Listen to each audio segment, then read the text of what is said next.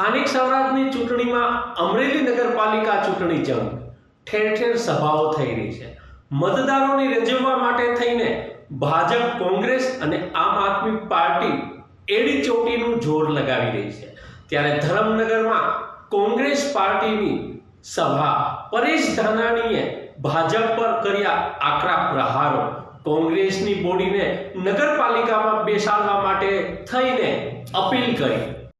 ગુજરાતની અંદર ભારતીય જનતા પાર્ટીના લોકોએ શામદામ દંડ ભેદથી 241 ઉમેદવારોના જબરજસ્તી ફોર્મ પાછા ખેંચાવી લીધા। પરાણે બિનહરી લોકોએ પક્ષમાં મત આપવો કે વિપક્ષમાં, તમે સારા કામ કર્યા કે ખરાબ કર્યા એના લેખાજોખા કરવા માટે ચૂંટણી થાય, બે પાત્રો મેદાનમાં ઊભા રહી તો લોકો સત્તાના લેખાજોખા ગ્રામ સ્વરાજ ને બચાવવાના સંકલ્પ લેવા આપણે સૌ ભેગા થયા। મારી અગાઉ જગદીશભાઈએ, મનીષભાઈએ ખૂબ વાત કરી। હું ભાષણ કરવા નથી આવ્યો, વિનંતી કરવા આવ્યો છું।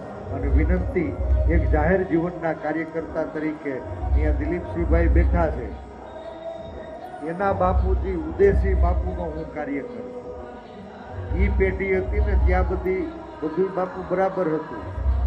જો 100% મતદાન કરજો, મતદાન કરવા જાવ ત્યારે હૃદય ઉપર હાથ રાખજો કે આપણો મત એ સુકામે।